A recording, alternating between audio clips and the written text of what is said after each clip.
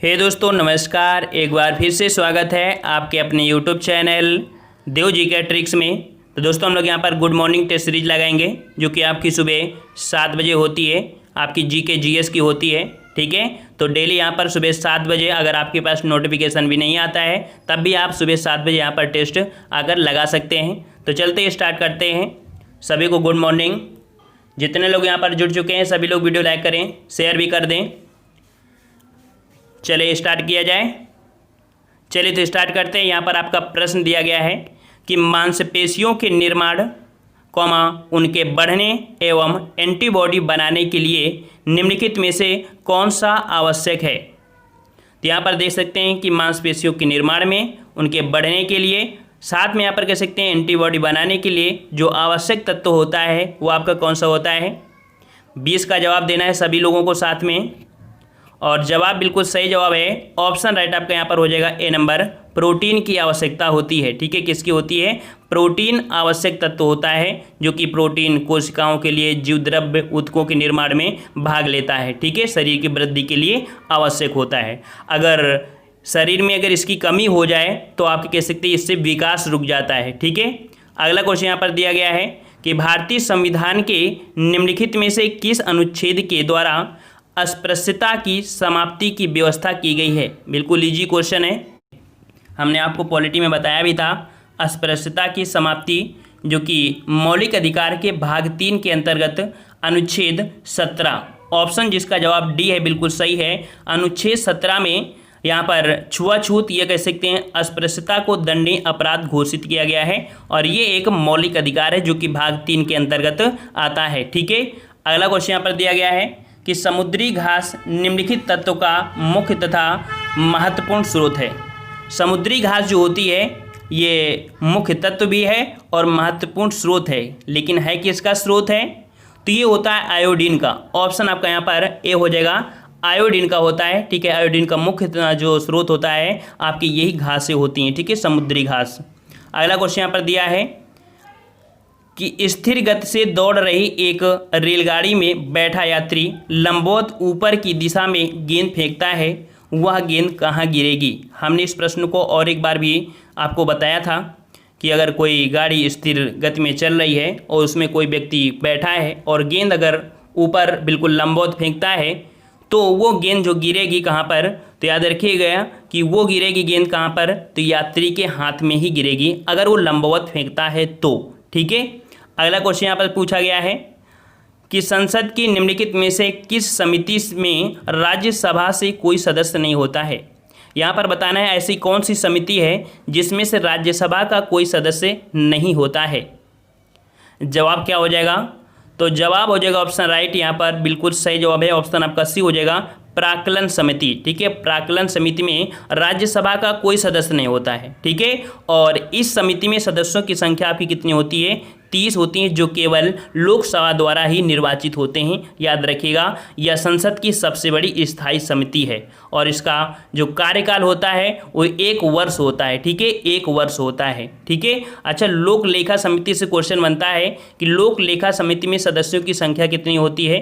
तो इसमें से 22 सदस्य होते हैं, जिसमें से 15 लोकसभा से और 7 राज्यसभा से होते हैं और इनका भी कार्यकाल कह सकते हैं 1 वर्ष का ही होता है। नेक्स्ट क्वेश्चन को आते हैं। क्वेश्चन आपसे अगला पूछा गया है कि निम्नलिखित में से कौन सा हार्मोन पीयूष ग्रंथि से स्रावित नहीं होता है। पीयूष ग्रंथि से स्रावित नहीं होता है। तो 25 का जवाब क्या हो जाएगा? तो सही जवाब हो जाएगा ऑप्शन राइट, यहाँ पर आपका हो जाएगा ए नंबर, सेक्रेटिन। ठीक है, सेक्रेटिन का स्राव पीयूष ग्रंथि से नहीं होता है। यह एक डाइजेस्टिव हार्मोन्स है जिसका स्राव छोटी आंत के ड्यूडेनियम से होता है। ठीक है, जो शरीर में वाटर कह सकते हैं वाटर को नियंत्रित करता है। अगला क्वेश्चन यहाँ पर दिया गया है कि भारत के केंद्रीय मंत्रिमंडल में सबसे अधिक कितने मंत्री हो सकते हैं।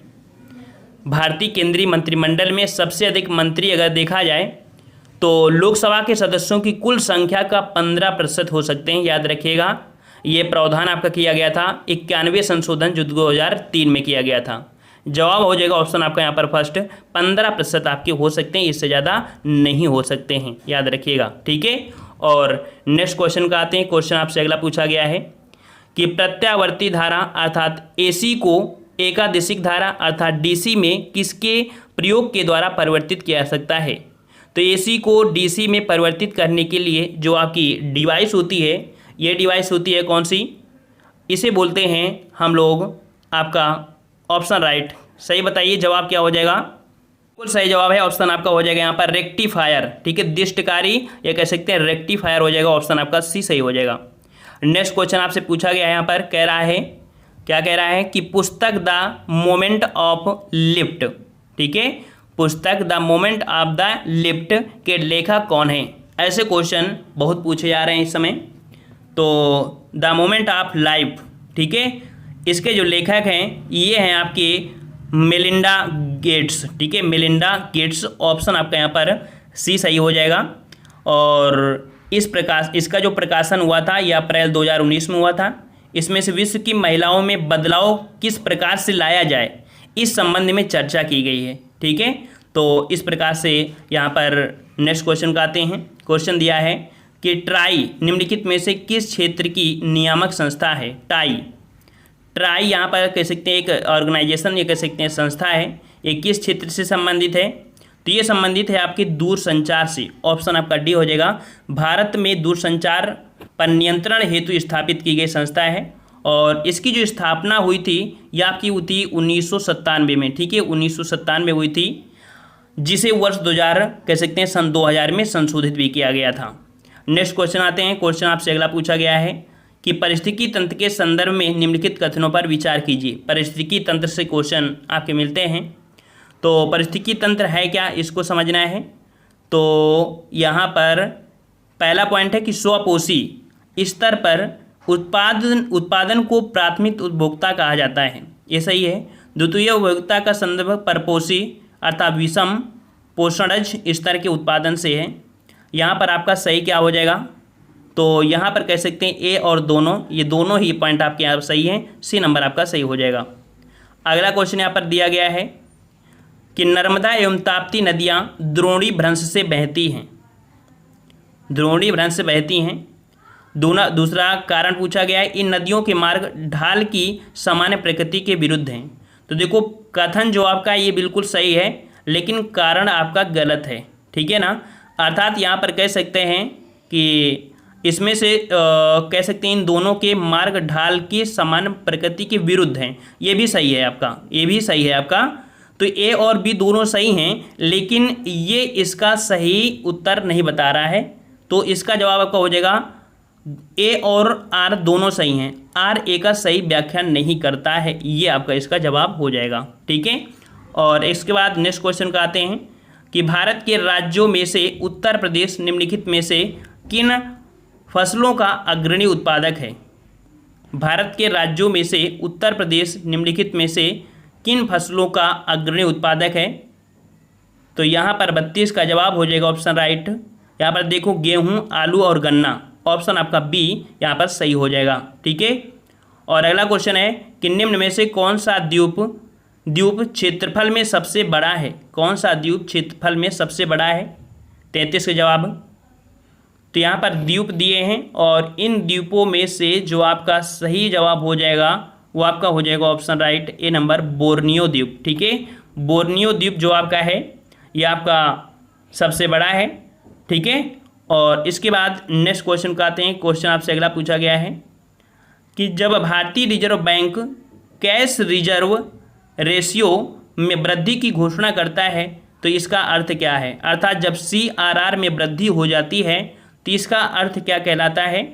तो इसका अर्थ ये होता है कि व्यापारिक बैंकों के पास उधार देने हेतु कम मुद्रा रहेगी। ठीक है, व्यापारिक बैंकों के पास उधार देने हेतु कम मुद्रा रहेगी अगर जब CRR में वृद्धि की घोषणा करता है। अगला क्वेश्चन यहाँ पर दिया गया है कि बारिश की छायाएं तब बनाई जाती हैं जब हवाएं नमी को ऊपर उठाने के लिए तेज़ी से बढ़ती हैं। जहां हवा ठंडी होती है और बारिश या बर्फ़ के रूप में अपनी नमी को वेग से नीचे गिराने के लिए संघनित होती हैं, इनमें से कौन सा वर्षा छाया प्रभाव नहीं बनाता है।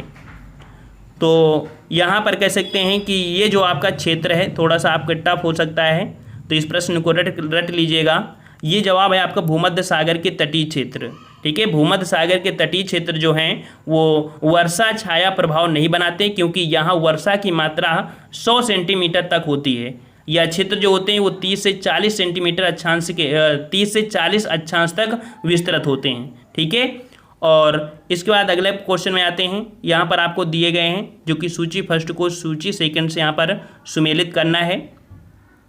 और यहाँ पर कह सकते हैं कि उष्णकटिबंधीय आर्द्र पर्णपाती वन, उष्णकटिबंधीय जो आर्द्र पर्णपाती होते हैं ये आपके कहाँ पर होंगे, तो याद रखिएगा उष्णकटिबंधीय आर्द्र पर्णपाती वन जो मिलते हैं ये मिलते हैं आपके तराई क्षेत्र में। ठीक है, तो इसका आपका हो जाएगा यहाँ पर ए नंबर, तराई क्षेत्र में मिलेंगे।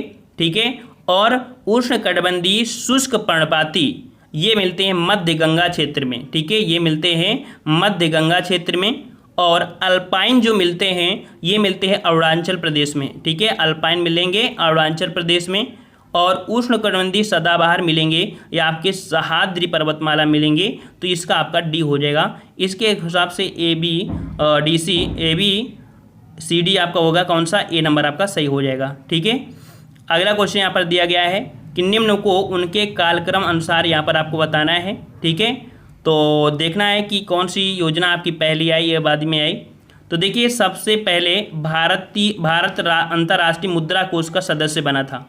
ठीक है, यहाँ पर जो कह सकते हैं कि भारत अंतर्राष्ट्रीय मुद्रा कोष का जो सदस्य बना था वो 1945 में बना था। ठीक है, तो ये तो आपका हो जाएगा, कह सकते हैं कि आपका 4 हो गया है ना।